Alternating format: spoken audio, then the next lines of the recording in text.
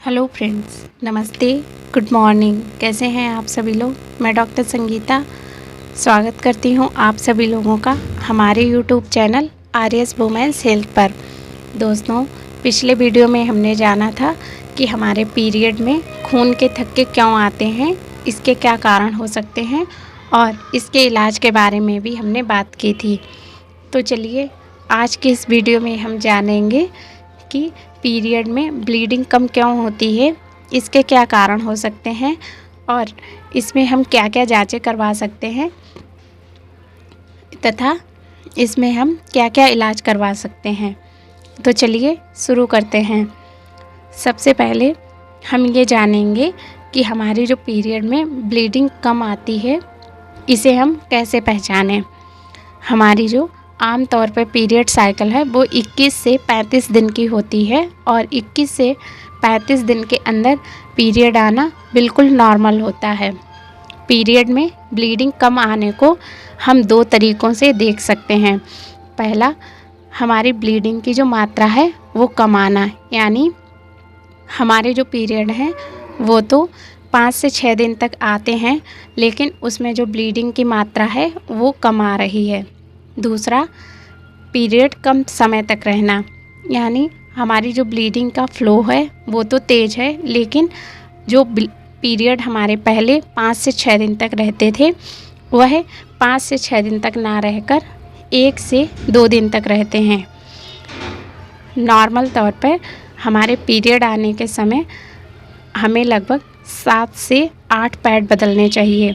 अगर हम 7 से 8 पैड नहीं बदल रहे हैं तो हमें ब्लीडिंग कम आने की समस्या हो सकती है। अब हम जानेंगे इसके कारण के बारे में। पहला, नंबर 1, हमें बच्चेदानी में सूजन होना। अगर हमारी बच्चेदानी में सूजन है तो भी हमारे पीरियड में ब्लीडिंग कम आ सकती है। नंबर 2, अगर हम कॉन्ट्रासेप्टिव पिल्स ले रहे हैं, यानी गर्भ निरोधक गोलियां ले रहे हैं, तो भी हमें पीरियड कम आ सकते हैं। नंबर 3, अगर हमने अंतरा या डिम्पा इंजेक्शन लिया है, यह इंजेक्शन गर्भ निरोधक होते हैं और हर 3 महीने में दिए जाते हैं, तो भी हमारे पीरियड में ब्लीडिंग कम आ सकती है। नंबर 4, अगर हमें हाइपोथायराइड है, यानी जो थायराइड का लेवल है वो कम है, तो भी हमें पीरियड में ब्लीडिंग कम आ सकती है। नंबर 5, अगर हमारे शरीर में प्रोलैक्टिन हार्मोन्स का लेवल बढ़ा हुआ है तो भी हमारे पीरियड में ब्लीडिंग कम आ सकती है। नंबर 6, अगर हमने अपना वज़न बहुत तेज़ी से घटाया या फिर बहुत तेज़ी से बढ़ाया है तो भी हमारे पीरियड में ब्लीडिंग कम आ सकती है। अब हम जानेंगे इसके जांचों के बारे में। तो डॉक्टर आपका एक अल्ट्रासाउंड करवा सकते हैं, जिसके ज़रिए वह यह पता लगाएंगे कि आपकी बच्चेदानी में कोई सूजन या फिर कोई इन्फेक्शन तो नहीं है, जिसकी वजह से आपको पीरियड में ब्लीडिंग कम आ रही है। दूसरा, डॉक्टर आपके कुछ हार्मोन्स टेस्ट करवा सकते हैं। यह हार्मोन्स टेस्ट खून का सैंपल लेके किए जाते हैं। इस हार्मोन्स टेस्ट में आपका थायराइड का लेवल और इसके साथ ही प्रोलैक्टिन हार्मोन्स का जो लेवल होता है उसकी जांच करवा सकते हैं। तो दोस्तों, अब हम जानेंगे इसके इलाज के बारे में। हम जो पीरियड में ब्लीडिंग कम आती है उसके लिए डॉक्टर आपको, अगर आपके जो बच्चेदानी में सूजन या फिर इन्फेक्शन निकलता है तो उसके लिए लेप्रोस्कोपी द्वारा जांच कर सकते हैं। इस जांच के ज़रिए डॉक्टर ये देखते हैं कि आपकी बच्चेदानी में सूजन के साथ साथ में कोई टीबी की गांठ तो नहीं है। अगर आपको टीबी की गांठ और आपकी जांचों में टीबी पॉजिटिव आती है तो इसके लिए डॉक्टर आपका टीबी का भी इलाज शुरू कर सकते हैं। नंबर 2, अगर आपको थायराइड की समस्या निकलती है तो डॉक्टर आपको थायरोक्सिन टैबलेट का कोर्स दे सकते हैं और यह कोर्स आपके जो थायराइड लेवल है उसके हिसाब से 3 महीने या फिर 6 महीने तक दे सकते हैं।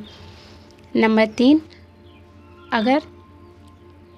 अगर आपको जो हार्मोन्स का जो स्तर है वह कम या ज़्यादा है तो फिर डॉक्टर आपको कुछ हार्मोन्स की गोलियां दे सकते हैं, जिसके ज़रिए आपके शरीर में हार्मोन्स का लेवल सही हो जाएगा और आपके पीरियड में ब्लीडिंग की जो मात्रा है वह सही आने लगेगी। इसके साथ ही डॉक्टर आपको गर्म पानी का सेंक यानी आपको अपने पेट की सिकाई करने के लिए भी बोल सकते हैं। और इसके साथ ही कुछ जीवन शैली में बदलाव करके भी हम अपने पीरियड में जो ब्लीडिंग कम आ रही है उसकी समस्या से छुटकारा पा सकते हैं। इसके लिए हमें अपना वज़न संतुलन में बना के रखना होगा और हमें तनाव से दूर रहना होगा। इसके साथ ही हमें बहुत ही ज़्यादा मैदे और मैदे से बनी हुई चीज़ें नहीं खानी हैं और कोल्ड ड्रिंक या फिर चीनी से बनी हुई चीज़ें नहीं खानी हैं। तो दोस्तों, आशा करती हूँ कि आपको यह वीडियो पसंद आया होगा, और अगर वीडियो पसंद आया है तो हमारे चैनल को लाइक करें, सब्सक्राइब करें और शेयर करना ना भूलें। आगे मिलती हूँ एक नए वीडियो के साथ में और एक नई नॉलेज के साथ में। तब तक के लिए बस इतना ही।